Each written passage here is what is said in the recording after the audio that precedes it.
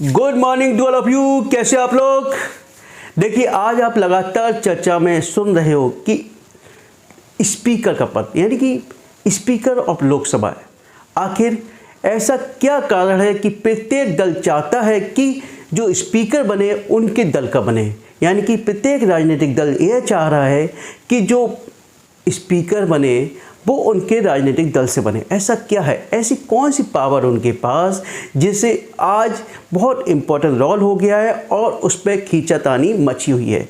आपने देखा कि लोकसभा निर्वाचन 2024 का परिणाम आ गया और अब स्पीकर के पद के लिए खींचम खींच मची हुई है। देखिए क्या होता है ना। चलिए, स्पीकर ऑफ लोकसभा है ना,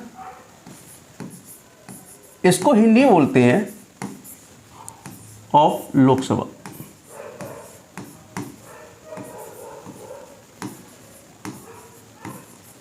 देखिए, हिंदी बोलते हैं लोकसभा अध्यक्ष, यानी कि लोकसभा अध्यक्ष। ठीक है, तो संविधान के अनुच्छेद 93 के अंतर्गत, यानी कि आर्टिकल 93 के अंतर्गत लोकसभा स्पीकर ऑफ लोकसभा के पद की बात की गई है।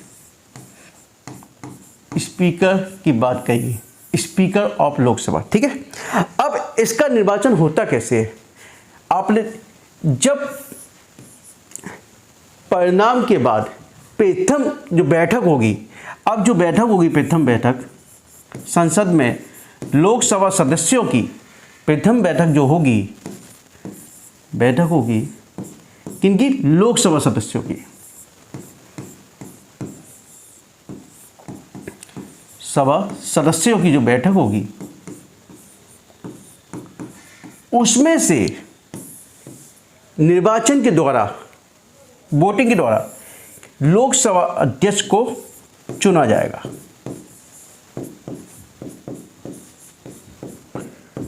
लोकसभा अध्यक्ष को चुना जाएगा, है ना। ये तो आपका संवैधानिक प्रावधान हो गया, लेकिन ऐसी कौन सी पावर है जिसके कारण यह चाहते हैं कि प्रत्येक राजनीतिक दल की लोकसभा अध्यक्ष उनके दल का हो? देखिए, अब देखते हैं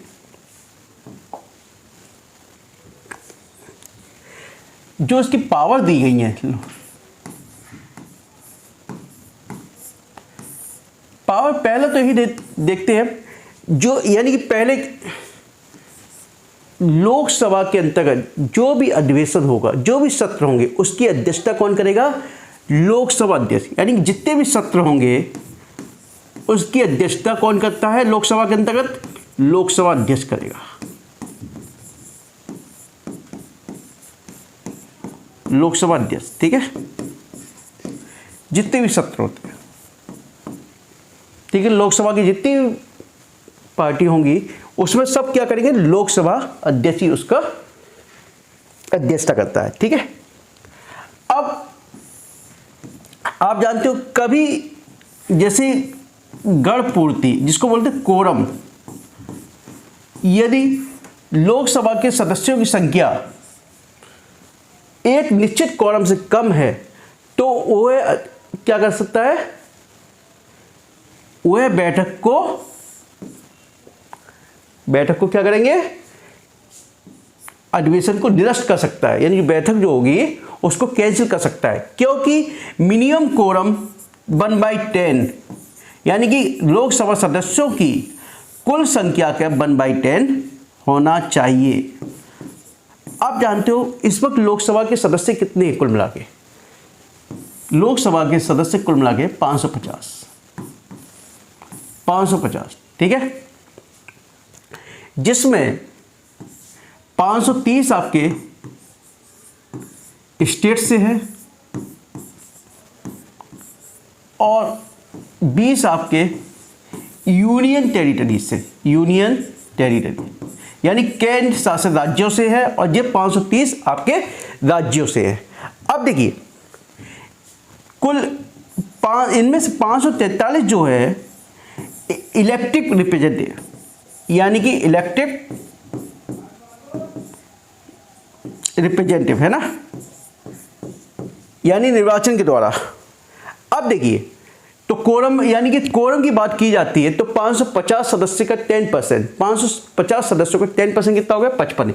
यानी कि लोकसभा की किसी बैठक के लिए मिनिमम कितने लोग होने चाहिए, 55 लोग होने चाहिए। यदि 55 सदस्य नहीं है तो वह बैठक को कैंसिल कर देगा। ठीक है, नेक्स्ट, जितने भी कामकाज हैं, यानी लोकसभा के अंतर्गत जितने भी कामकाज है, क्रिया प्रणाली है, उनके अंतर्गत नियमों और कानूनों का, नियम और कानूनों का प्रॉपर निर्वहन करता है, प्रॉपर निर्वहन करना। ठीक है, अब देखिए, ये तो हो गया सिंपल। अब देखिए, यहां देखिए, लोकसभा अध्यक्ष पावर, इसके अंदर पावर ही बता रहा हूं। लोकसभा अध्यक्ष जो है, यहां ले लेते हैं, लोकसभा अध्यक्ष के द्वारा कोई भी विधेयक, धन विधेयक है, यानी कोई भी धन विधेयक लोकसभा की अध्यक्षता में ही, यानी लोकसभा के अध्यक्ष के द्वारा ही पारित होगा। धन विधेयक कोई सा भी,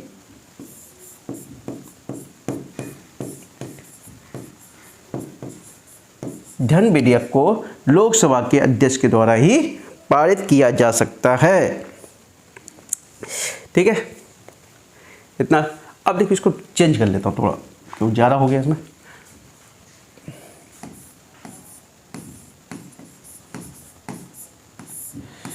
यानी लोकसभा के अध्यक्ष के द्वारा ही धन विधेयक पास किया जा सकता है। ठीक है,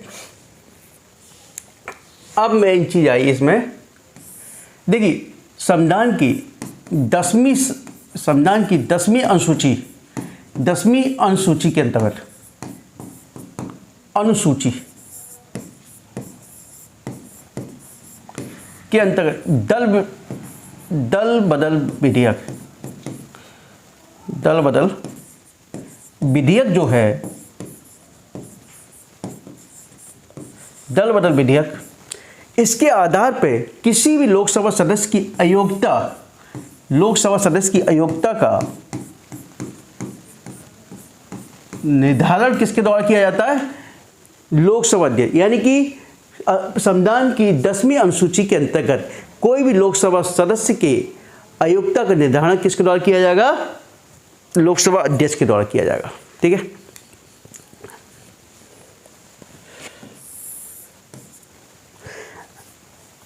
अब मेन चीज ये आती है कि ऐसा, इसके अतिरिक्त कौन सी पावर है जिसके द्वारा बहुत ज़्यादा इंपॉर्टेंट बन गया है। अब देखिए, कभी भी लोकसभा का अध्यक्ष जो होता है साधारण सदस्य के रूप में शपथ लेता है। कैसे लेता है, साधारण सदस्य के रूप में। ठीक है, ना कि वह पद के रूप में लेता है। ठीक है, सदस्य के रूप में वो सदस्य लेता है, वो शपथ लेता है, और कभी मत भी नहीं देता है वो। लेकिन कभी भी जब अविश्वास प्रस्ताव पास होता है, अविश्वास प्रस्ताव, यानी जब विपक्ष के द्वारा अविश्वास प्रस्ताव पास किया जाता है, यानी विपक्ष क्या करता है कि वो पार्टी पे इल्जाम लगाती कि आपके पास विश्वास मत नहीं है, अतः इनका क्या करो, वोटिंग कराई जाए। तब क्या होता है, अविश्वास प्रस्ताव में वोटिंग होती है। ठीक है, और जब ऐसी स्टेज आ जाती है कि दोनों के पास बराबर वोटिंग हो, कैसी हो, बराबर। ठीक है, जब बराबर वोटिंग होगी तब इनका मत बहुत इंपॉर्टेंट हो जाता है। यानी कि तभी लोकसभा का अध्यक्ष अपनी वोटिंग कर सकता है, और वोटिंग करता है तो वो किसी भी दल की ओर देगा तो वह सरकार गिरा भी सकता है और बना भी सकता है। यानी कि साधारण परिस्थिति में वह कभी नहीं करता है, लेकिन जब वो देखता है कि जब दोनों ही दलों के वोटिंग बराबर हो रही है तो वह उसका मत इंपॉर्टेंट हो जाता है और वो किसी भी दल को दे सकता है। इसलिए यह बहुत इंपॉर्टेंट हो जाता है। आपने देखा, अभी इल्ज़ाम लगता रहा, इससे पहले आपने देखा कि स्पीकर के द्वारा, यानी लोकसभा स्पीकर के द्वारा विपक्ष के 68 सांसदों को सांसदों को निष्कासित किया गया है ना, यानी सदस्यों को निष्कासित किया गया है ना। तो ऐसा यानी जो भी डिसीजन लिया जाता है लोकसभा अध्यक्ष के द्वारा लिया जाता है, यानी कि कोई भी यदि इस प्रकार की गतिविधियां करता है जिससे कि उनके कार्यों में, संसद के कार्यों में बाधा आ रही है, तो वह डिसीजन ले सकते हैं, यानी लोकसभा स्पीकर डिसीजन ले सकते हैं और सदस्य को क्या कर सकते हैं, बाहर का रास्ता दिखा सकते हैं। समझ में आया? अभी आपने देखा इससे पहले कि लगातार चर्चा में बना हुआ था कि जब राहुल गांधी ने अडानी के संबंध में जब सदन में चर्चा की थी, तो उन वाक्यों को वहाँ की जो लाइब्रेरी है वहाँ से हटा दिया गया। तो ये सब किसके द्वारा हो सकता है? आपके लोकसभा अध्यक्ष के द्वारा हो सकता है। यानी लोकसभा अध्यक्ष के पास पावर होती है जिसका वो यूज़ कर दे तो सरकार को बना भी सकता है और गिरा भी सकता है। याद रखिए, इसलिए आज बहुत ज़्यादा इम्पोर्टेंट रोल प्ले कर रहा है। चलिए, ये तो आपने आज देखा कि जो लोकसभा स्पीकर उसकी पावर क्या है, और यदि कोई डाउट्स है इसके संबंध में तो कृपया कमेंट बॉक्स में लिख कर मुझसे पूछ सकते हो, मैं आपको उसका आंसर अवश्य दूंगा। ठीक है, ओके, थैंक यू।